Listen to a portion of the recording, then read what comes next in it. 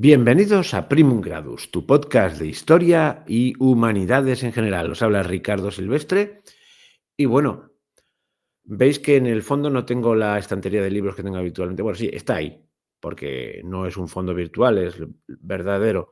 Pero ahora me he puesto un fondo virtual, lo permite StreamYard, más o menos queda bien, ¿no? Y esto que veis, me aparto un poquito y así lo veis mejor. ¡Ay, qué mal se ve! Bueno, esto es el famoso cuadro de David, que es el juramento del juego de la pelota. Y es que de eso vamos a hablar hoy, entre otras cosas. Pero no voy a estar solo. Va a estar con nosotros Jordi Serdá. Vamos a continuar nuestra narración sobre la Revolución Francesa. La otra vez vimos los prolegómenos, luego vimos la convocatoria de Estados Generales y ahora vamos a ver el juramento del juego de la pelota y algunos personajes. ¿Qué tal, Jordi? Aquí preparado para revolucionarme contigo. Muy bien. Vamos a hacer una advertencia previa, si te parece. Yo aquí tengo una escaleta cronológica de hechos y tú lo has preparado de otra manera. Tú más bien has preparado flashes, personajes y tal. O sea, que todo es compatible. Son dos formas complementarias de ver la cosa y como vamos muy lentamente avanzando, pues no pasa nada porque hagas un flash y así esto queda más, pues como más colorido y así alguno que me dijo la otra, me dejó un comentario que dije que soy un poco plasta, así hablas todo un poquito más. Me ha dicho, deja hablar al otro, eres un plasta. Bueno, sabéis que para gustos colores y ahora no te quedes muy callado, que si no, me van a decir que soy un plasta. Bueno, vamos a... Lo dejamos la otra vez en aquello de los estados generales, ¿no? Hacer recapitulación para los despistados o para los que tengan poca memoria. Por consejo de... me ha cogido la tos ahora. De Necker, ministro suizo... por Dios, esto es horrible. De Economía, de Hacienda, Luis XVI convoca a los Estados Generales después de siglo y medio. Aquello tenía un riesgo, ¿no? Porque convocar a los Estados Generales significaba escuchar las quejas. Los Estados Generales, las Cortes, lo que aquí en España llamaríamos las Cortes, en Inglaterra el Parlamento, básicamente era un órgano consultivo, pero sobre todo para votar cosas como nuevos impuestos para que el rey tuviese más dinero para sus guerras. En este caso era para sanear la economía del Estado francés, que estaba hecho unos zorros. Y claro, los impuestos que podía imponer el rey eran muy limitados, pues tenía que convocar a cortes, a estados generales. Entonces, se iban recogiendo una especie de cuadernos de quejas o de reclamaciones que iban a presentar allí ante el rey. Tenía que ceder algo. El rey tenía que ceder algo. Estaba claro que tenía que negociar, y negociar es ceder. Se acabó el absolutismo, ahora toca consultar a las bases. Como estaban constituidas en aquella época, en 3 estamentos, 2 privilegiados, clero y nobleza, que no pagaban impuestos, y el tercer estado, que era el más numeroso y donde estaban los que realmente pagan impuestos. Evidentemente, cuando se convocan diputados, la mayoría eran del tercer estado, pero como votaban por estamentos, pues la cosa queda equilibrada. En teoría se iban a poner de acuerdo los estamentos privilegiados y lo que dijese el tercer estado. Entonces la primera reclamación es, del tercer estado, nosotros somos la mayor parte de la nación, representamos a más del 90% de la nación, por lo tanto, esto debe ser por cabezas, porque si no será injusto. Y aquí ya empieza la tensión, ¿no? Entonces, estos estados generales, después de un discurso del rey que todo el mundo aplaude a rabiar, hasta ahí parece que todo va bien. Luego viene un discurso de 2 horas de Jacques Necker, en el que empieza a decir cómo está la situación de la hacienda y aquello deja a algunos asustados. Dice, vivían en otro mundo, ¿no? Y bueno, pues la cuestión es que después de eso, pues algunos empezaron a poner nerviosos y empiezan a reclamar, oye, que no, nosotros venimos aquí a que esto se convierta en la voz del pueblo y por lo tanto nada de estamentos, vamos a votar todos por cabezas, es decir, por diputados y el rey dice que no, ni hablar, ¿qué es esto, no? Que esto es un golpe de Estado. Bueno, no le llamaría golpe de Estado, pero no un golpe de Estado, o sea, es cambiar las reglas del juego sobre la marcha. Y no estaba dispuesto el rey. Y bueno, total, que la cosa se va tanto de las manos que el rey directamente cierra el chiringuito, por decirlo de una manera, ¿no? Y se queda, sí. ¿Me permites hacer una apreciación muy personal y que no está basada en nada más de lo que es de lo que sería un análisis de la realidad? Lo que tú acabas de decir de Necker, que viene después del discurso aplaudido del rey, el cual encaja bien con los diferentes políticos o representantes que hay en la asamblea, siempre he pensado que Necker lo tenía preparado y que fue a romper precisamente los estados generales. Nadie, ningún político en su sano juicio ante un rey absolutista, ningún ministro, lanza un órdago como este sin tenerlo preparado y calculado. El otro día ya dijimos que la hija de Necker había participado activamente en el reinado del terror, como buena agente suiza, Agenta.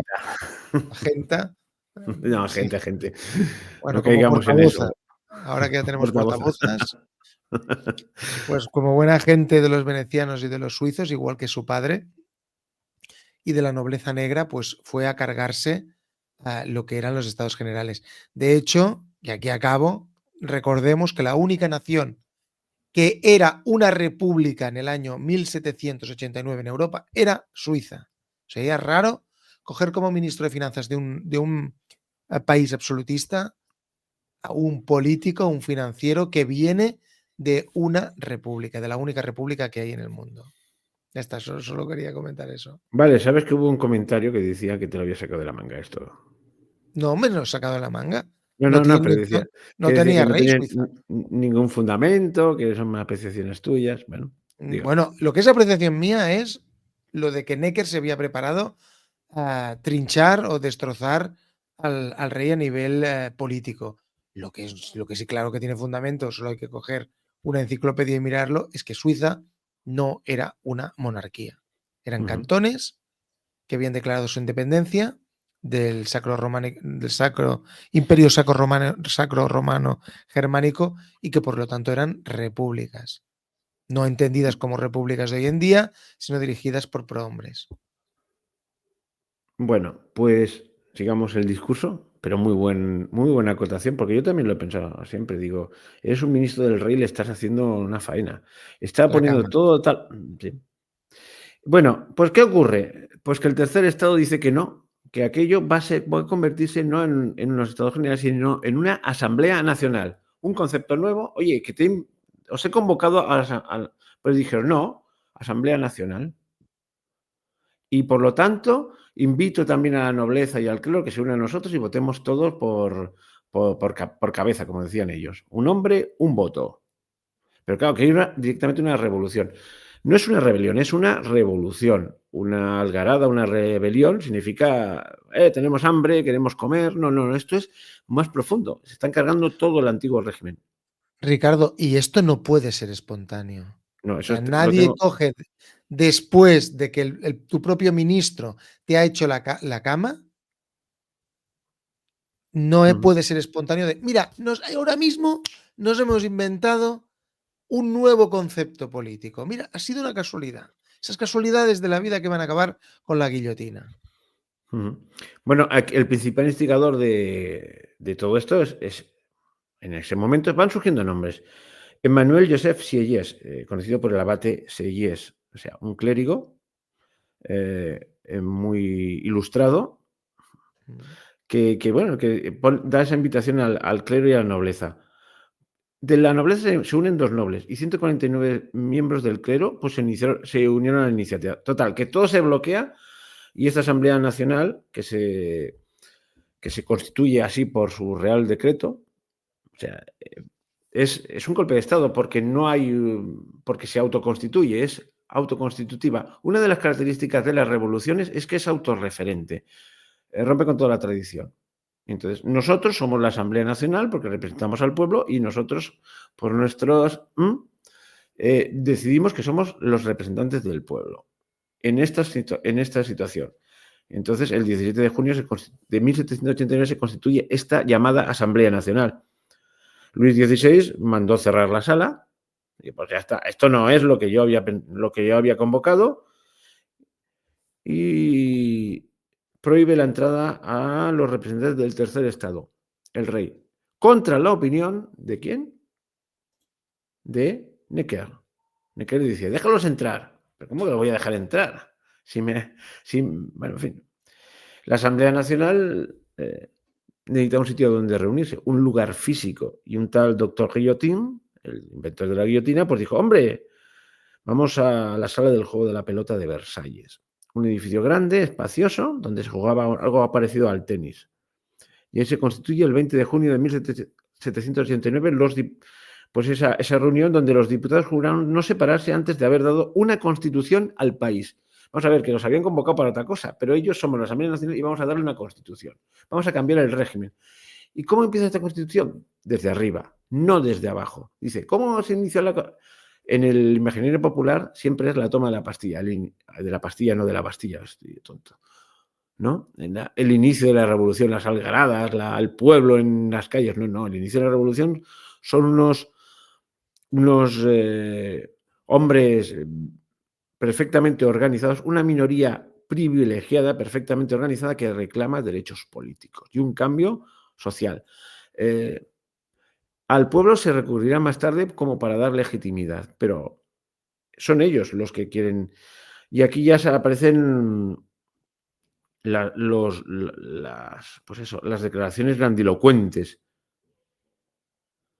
Y esto es el juramento del juego de la pelota. Por cierto, es lo que tengo ahí atrás, pero lo vamos a ver un poquito, si me permites. Voy a poner el cuadro porque es interesante, ¿no? Pues una muestra de propaganda política. Que bueno, siempre se ha dado, ¿eh? No lo inventó la Revolución Francesa, pero sí que es cierto. A ver si lo encuentro ahora. Caramba. No soy capaz. Bueno, juramento del juego de la pelota. Bueno, no soy capaz ahora de encontrarlo. Iba a buscar a ventana.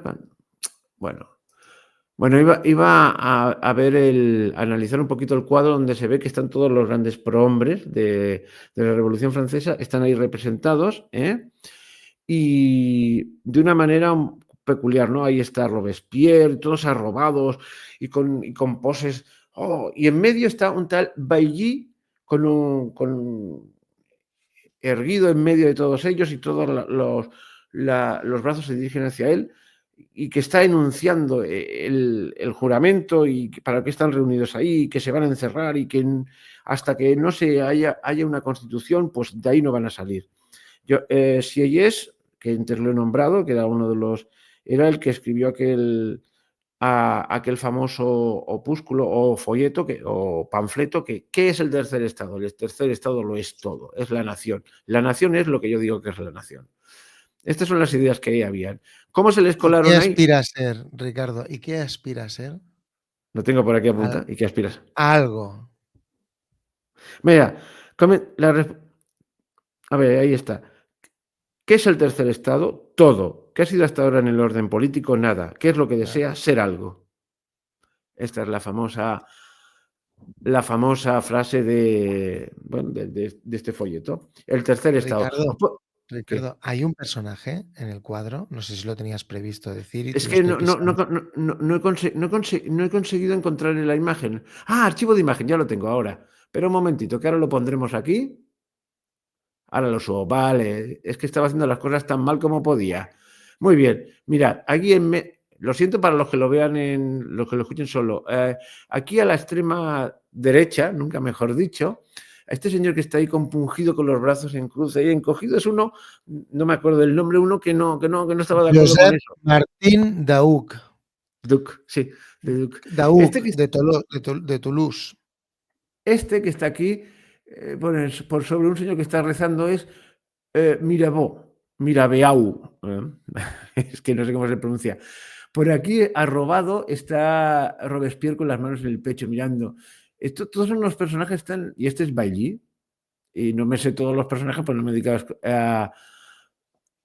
A Pero ver, Ricardo, el que está con con los brazos en el pecho cruzado es porque no quiere jurar.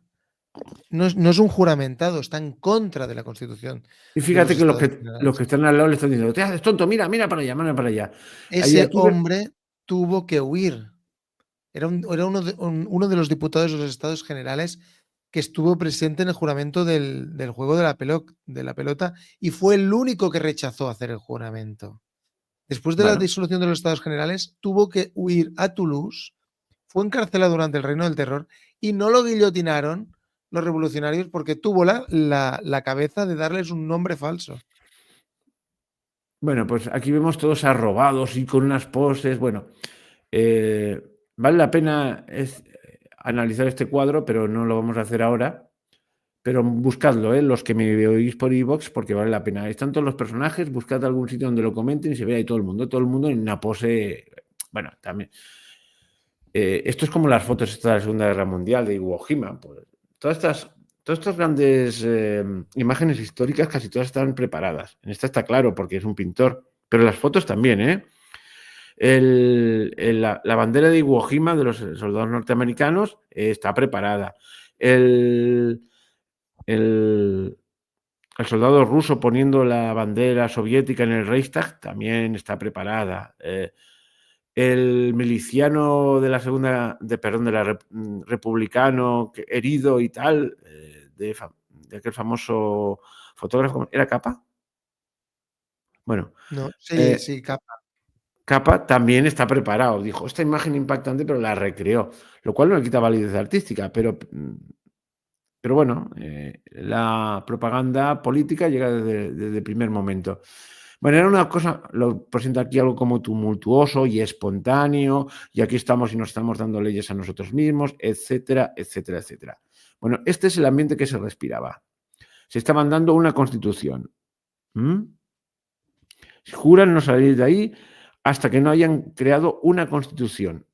¿Qué era una constitución? No se sabe muy bien lo que era una constitución, porque en aquel momento nadie lo sabía. El tercer estado al que decían representar, que no solo eran ellos los burgueses, los abogados, los periodistas, no, era el pueblo, pero el pueblo no sabía lo que era una constitución. Se lo contaba, se lo contaron luego, le contaron lo que quisieron. El pueblo no se había enterado de nada. Esto era una revolución de las élites, básicamente de los burgueses que querían tener poder. Y aquí hay un personaje que lo nombré antes, que era Mirabeau, no sé cómo se pronunciará esto en francés, porque es otro personaje curioso. Era un noble, bien situado en principio, bastante golfo. Y este noble bastante golfo, pues consiguió que su padre, poner muy nervioso a su padre, total que, no digamos, lo simplifico un poco, no le ayudó demasiado y es más, lo llegó a enviar a la cárcel, de lo golfo que era, se casó para intentar heredar y siguió malgastando. Era un tipo de cuidado, estuvo en el extranjero, estuvo en Suiza, estuvo en Gran Bretaña, y en su momento, cuando llega la hora de concretar en qué va a quedar el régimen, era de los, vamos a llamarlo, de los moderados, ¿sabes? Siempre en toda revolución hay un sector moderado que por favor va a mantener el rey con una serie de prerrogativas, porque vosotros sois muy tumultuosos. Y claro, ¿qué ocurría? Que acabó siendo un doble agente. Este sí que fue un doble agente. Y acabó siendo confidente de Luis XVI y consejero oculto de Luis XVI, porque se daba cuenta de que esa revolución iba a llegar demasiado lejos y se descubrió al final, total, que, en fin, que fue un personaje curioso más para anotar a la revolución. Bueno, si quieres lo cronológico lo dejamos aquí. El juramento del juego de la pelota, todos se juntan ahí para jurando darse una constitución a sí mismos. Nosotros por nosotros mismos nos vamos a dar una constitución. La base del gobierno de la nación, del Estado, ya no será pues la del antiguo régimen, es decir, no vendrá de Dios, sino de la nación. Esto es importante, esto es una revolución en toda regla. Y desafíen la autoridad real. ¿Mm? Y bueno, y aquí sí que cabría, pues ya veremos la semana que viene la toma de la Bastilla, ya vamos a entrar en sangre, ¿eh? Y ahora quizás tú tenías preparado algún apunte sobre algún personaje, como es el Delfín. Hay que decir que en la abertura de las Estados Generales acudió el rey con toda su familia, incluidos sus hijos, el niño, el heredero, uno que estaba muy enfermito, no sé, era el delfín, creo, luego pasó a ser otro el delfín, o sea, toda la familia estaba ahí en el estrado para mostrar a la familia en todo su esplendor. Bueno, háblanos del delfín. Bueno, hay varios personajes que vale la pena tener en cuenta, no solo el delfín, también estaba pensando en Marat, l'ami du peuple, el amigo del pueblo. El delfín, bueno, era un niño, evidentemente, había nacido en el 85, estamos hablando que esto pasa en el 89, por lo tanto, con 4 añitos, el delfín, Luis, evidentemente, como todos los herederos al trono de Francia. Pero incluso los segundones y los terceros. Entonces eran Luis Augusto, Luis Felipe, Luis lo que sea. Pues ya Pues, está. bueno, este era Luis Carlos. Pues evidentemente pasó una buena parte de su infancia, desde que tuvo un poquito de uso de razón, encarcelado. ¿Qué decir de él? Bueno, pues era un niño. No se puede hacer un retrato psicológico del rey Luis. Lo que sí que se puede hacer es varias cosas. Una es cómo fue tratado. A la reina María Antonieta se la juzgó, como no se le encontraban casos, porque evidentemente ella de política poco hizo, por mucho que hubieran rumores, era el rey quien tomaba las decisiones. Y ella no se la podía acusar. Le podía decir, es que has influido, le has dicho a tu marido, pero eso no tiene una base legal. Bueno, pues, ¿qué hicieron? La acusaron de haber prostituido y abusado sexualmente de su hijo. Ella, no como reina, sino como madre, se levantó y pidió ayuda a las diferentes madres que estaban gritándole, o sea, las revolucionarias. Evidentemente, consiguió de estas mujeres el efecto esperado y se lanzaron encima de los guardias y el motín se evitó por poco, porque era una vergüenza lo que le habían hecho a la reina y al delfín. O sea, pintaron un cuadro de abusos sexuales, de pervertidos. El niño, evidentemente, tuvo que estar aterrado, y estamos hablando de un niño de 4, 5, 6 años. Estos abusos psicológicos a los que fue sometido por parte del poder político, seguramente no se ha dado la ocasión porque murió de pequeño, pues seguramente afectarían en su crecimiento. Eso por un lado. Por el otro, tuvo que ver cómo guillotinaban, cómo mataban a su padre. Estamos hablando que eso pasó en el 91, o sea, él tendría 6 años, él lo vio, él tenía que haber tenido conciencia. Después mataron a su madre, lo dejaron solo. Fue abusado después por el político de la revolución. O sea, no podían dejarlo escapar de ninguna de las maneras. Él era la continuidad del poder de los reyes de Francia. Y una vez sacudida la monarquía, una vez se la querían sacar de encima y se habían declarado república, este niño no podía vivir. Se le hubiera podido enviar con sus abuelos y con sus tíos a Austria, que hubiera sido lo lógico, pero no podían dejar a ninguno de los herederos vivos porque precisamente el terror, el reino del terror de la Revolución Francesa, era una hoguera que lo quemaba todo, cualquier cosa que se le acercaba. Bueno, Bueno, el rey... Perdona. no, es que de todas las revoluciones, aunque yo siempre digo que si está antes la Revolución Inglesa, es como la madre de todas las revoluciones, la Revolución Francesa, en la que se han mirado todas las posteriores, incluida la rusa, y Lenin lo tenía bien claro. También lo que tenía que pasar con toda la familia del zar. Es Lo decir, había que mismo. eliminarlo, porque por las mismas razones, exactamente por las mismas razones, y se eliminó. Por cierto, siempre ha Nos habido leemos un... la mente, Ricardo? Nos leemos la mente. Yo lo quería decir, pero digo, no voy a ir a la revolución, pero pensaba lo mismo que tú. Lo Y mismo. luego Perdón. otra cosa que sabiendo... Yo creo que por eso puso pies en polvorosa Alfonso XIII. Con perdón, yo soy un poco severo juzgándolo. Oye, manda a la familia afuera y tú quédate aguantando el tirón porque no te han echado. Pero bueno, es Era una un opinión Borbón. mía. ¿Eh? Era un Borbón. Era un Borbón español, no hay nada más que decir.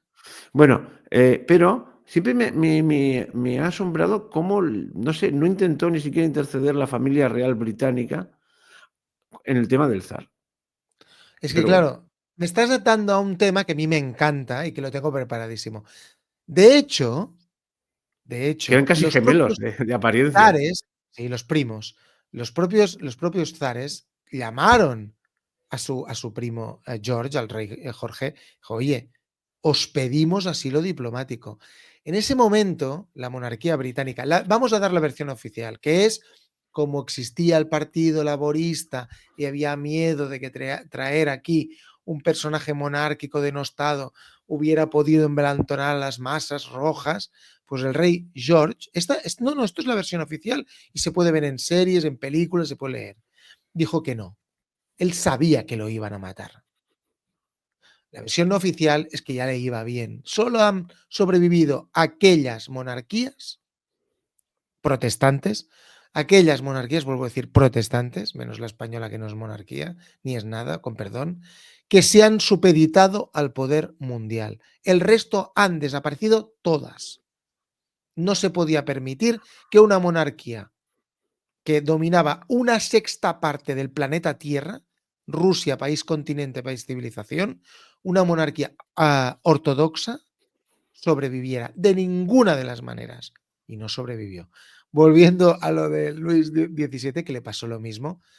Bueno, lo que le hicieron a este niño, después de que la madre fuera guillotinada en el 1793, lo mantuvieron en prisión en condiciones absolutamente infrahumanas, custodiadas por un zapatero que era un desgraciado, zapatero Antoine Simón.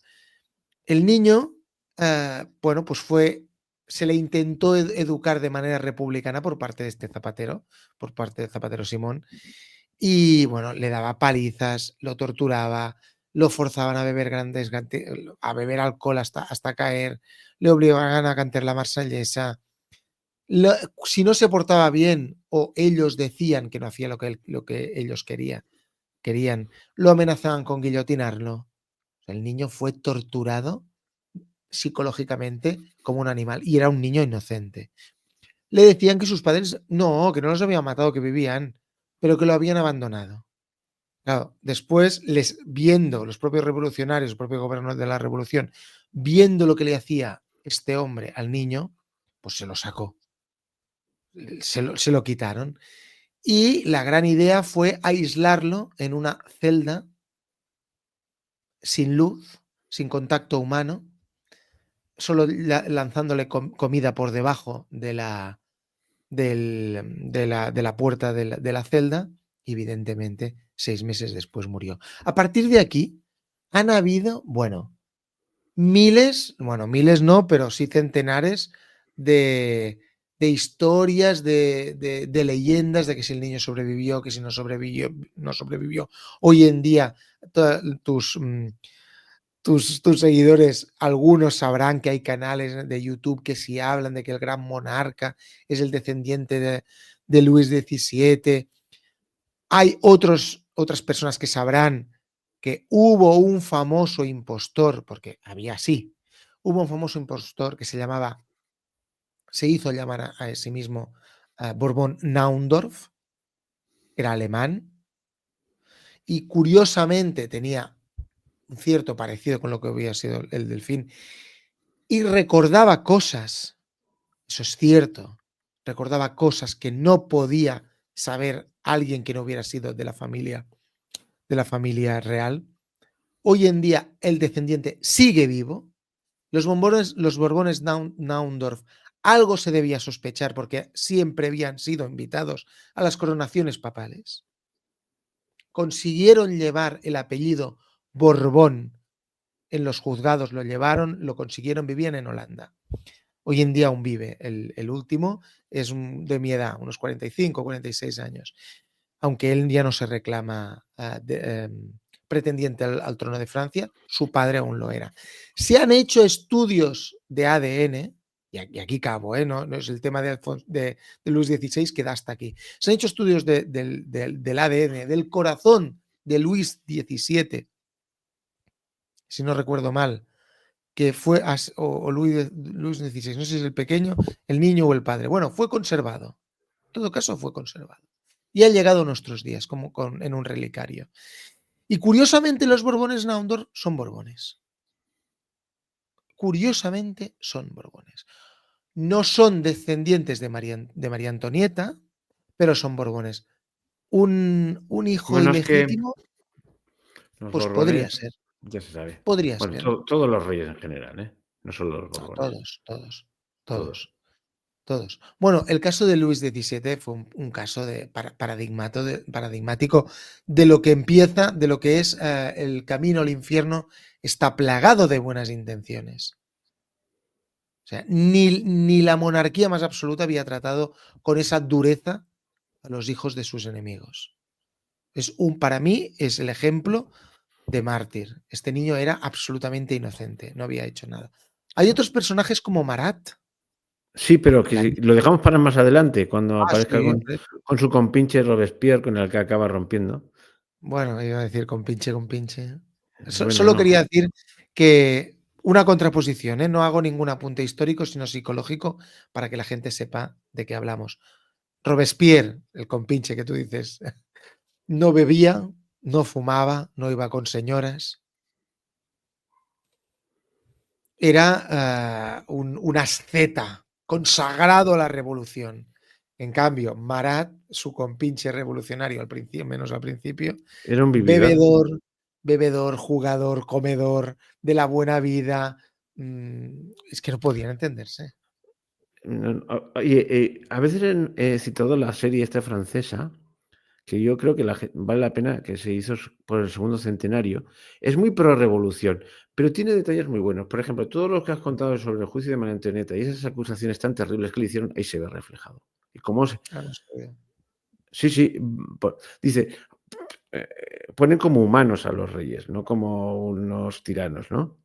Y al rey lo pone todo el rato dudando y efectivamente yo creo que, hombre, nunca se sabe cómo sería, pero se ven las dudas. Ya más adelante, cuando empecemos, vayamos avanzando aquí en la cronología, hablaremos un poquito más. Ahora, simplemente se trataba de decir cómo la revolución empieza con, con una cosa perfectamente preparada, con un guión perfectamente preparado, todo un guión preparado, es que se ve claramente. Ricardo, si me permites hacer un viaje hasta aquí, hasta España, hasta Sí, Madrid. Bueno, ¿qué pasó durante la muerte de Franco? Las cortes franquistas se autoconstituyeron en asamblea, en cortes constituentes, sin constituyente. haberse votado. O sea, Sí, sufrieron un ataque de locura y pasaron de ser las cortes de una dictadura a decir que eran las cortes constituyentes de una democracia. Pero los mismos, ¿eh? Los sí. mismos procuradores. Sí, sí, y nunca hubo una constitución sin haber habido asamblea constituyente. Eh, hace poco bueno, hace un tiempo hice un programa con estos de, ay, no me acuerdo cómo se llaman, ostras. Ah, con bueno, tú sabes el problema de memoria, ¿no? De estos que reclaman una España realmente constitucional y, no me acuerdo cómo se llama, estos seguidores de García Trevijano, que decía que la Constitución que nos dimos no es tal Constitución, porque nos hizo unas Cortes Constituyentes. Cuando se votó la gente lo que votó, no votaban unas Cortes Constituyentes. No se siguieron todos los pasos, etcétera, etcétera. Es una carta otorgada y pactada para, bueno, y cada vez van saliendo más cositas, ¿no? Porque aquí el régimen que se derrocó no fue una monarquía, sino un régimen que había puesto un rey y el rey para salvar, bueno, en fin, es que cada vez van saliendo más cositas, ¿no? De personajes de todo tipo del espectro ideológico. Ahora ha salido un comunista peculiar, si hay que decirlo, pero que habla, un tal Armesilla, que te da pelos y señales de cómo el rey estaba a sueldo de la CIA. El precio del trono. Por favor, leedlo. No tiene precio, y perdón la broma fácil. Yo no he disfrutado con un libro como este en mi vida. Y lo cuenta, no es que esté a sueldo de la CIA. A ver, todo estaba atado y bien atado. Para empezar, y ya sé que no tiene nada que ver, y nos estamos viniendo otra vez para aquí en nuestros tiempos. La Constitución, a finales de los años 60, principios de los 70, la Constitución española, se estaba pactando en el extranjero a través de propios políticos y bajo la influencia de los servicios de inteligencia del propio régimen franquista, que no eran idiotas, que ellos sabían que un régimen unipersonal, cuando esa persona muere, se da otro régimen y ellos querían pivotar más allá de la muerte del propio dictador al menos encaminar parcialmente hacia dónde tenía que ir esta España. Y el rey a través pidió a Walters, al enviado, al general Walters, que le diera un contacto de la CIA para poder mantenerse en contacto, pero no para espiar, sino simplemente para poder pivotar la dictadura hacia la democracia. Franco lo sabía y había hablado antes con Walters. ¿Qué pasó? Pues que le metieron a un profesor de karate que venía de la embajada americana, que era su enlace. No es que estuviera pagado o no pagado. A ver, el precio del trono era el que era, ¿eh? O sea, un rey sucesor de Franco con un régimen unipersonal en medio de Europa no se lo hubiera permitido. Él lo sabía, lo tenía muy claro. Bueno, sé que no es el tema, ¿eh, Ricardo? No, pero lo he puesto yo, ¿eh? Oye, no, yo de la Revolución Francesa quería llegar a explicar lo que es el juramento del juego de la pelota, no quería extenderme más allá y dejar bien claro que es un grupito de hombres con capacidad económica y de movilización y cultural, que se reúnen y ellos solos quieren cambiar el régimen. ¿Por qué? Porque ellos lo ven así. No hay consulta popular, no es una rebelión popular, es ellos que tienen unas ideas y las van a imponer al resto. Seguramente si hubiese en aquel momento al campesino medio, por muy agobiado que estuviese, le hubiesen hecho una consulta así. ¿Usted quiere que haya una Asamblea Nacional y que el rey esté restringido? Y a mí, ¿usted qué me está contando? Yo no. O sea, es el gran engaño de todas las revoluciones. No son populares, siempre es un grupito muy preparado y muy bien organizado. Y todas las demás revoluciones han aprendido de la Revolución Francesa, también la Revolución Rusa, no solo en lo de matar a la familia real, sino también en lo de organizar golpes de Estado. Fue un golpe de Estado y luego el triunfo de los bolcheviques fue un golpe de Estado sobre ese golpe de Estado, que podía no haber cuajado. Todas estas cosas, estas son conspiraciones que están a un tris de no salir, porque esto con otro rey no sale o en otras circunstancias no sale, pero le salió bien. Luego veremos cómo se desarrolla todo esto. Yo creo que con esto ya por hoy, ya la semana que viene ya prometemos que hablaremos de la Bastilla y de los primeros muertos en la calle. Porque hasta este momento, a nivel popular, no hay revolución. No hay revolución. Punto. Ya está. Han aprovechado la ocasión que les ha dejado el rey para, vamos a meter nuestras ideas. Llevaba más de como 200 años incubándose estas ideas. Además, de una manera absolutamente suicida, se habían alimentado incluso desde arriba, desde los salones de donde iban los nobles. Y ahora los nobles, en principio, estaban asustados. Algunos se unieron, muchos tuvieron que huir, pero ellos habían alimentado el cuervo. No eran conscientes. Y yo creo que lo dejamos por aquí. Ha durado poco más de media hora, pero tampoco conviene hacerlo esto mucho más largo. La semana que viene, la toma de la Bastilla, la promulgación de los derechos del hombre y la marcha de las mujeres hacia Versalles, que obliga al rey a volver a París. Porque Versalles no estaba en París, era una villa cercana. Creo que tú lo contaste, que cuando estaba en el Palacio de las Tullerías tuvo un susto en Luis XIV, ¿verdad? Que se le colaron hasta la habitación y tenía Bueno, de claro pequeño, muy claro, pequeño. que la corte no iba a estar en París, en medio de la ciudad. Y Versalles es una ciudad que hoy no sé, supongo está anexada a París, pero entonces había un viejecito. No, todavía No, no. hay un viajecito, pero lo de Luis XIV fue la nobleza, ¿eh? Quien se le coló en el palacio, por eso los tuvo siempre así. Sí. Bueno, con esto y un bizcocho hasta mañana a las 8, o cuando sea. Os recuerdo que el mail del programa es primumgradus@proton.me, a ver si recibo algún mensaje por ahí, y que podéis hacer cualquier tipo de comentarios. Y ya sé que nos hemos ido del tema y hemos ido para adelante y para detrás, pero esto es una de las características de este podcast, así que si no te gusta, pues ves a otro más ordenadito. Pero voy siguiendo el esquema. Lo que pasa es que nos gusta salirnos. Y como Jordi le gusta más otro tipo de enfoque, pues también cabe aquí y así es más entretenido. Pues ya está. Hasta pronto. Chao. Adiós.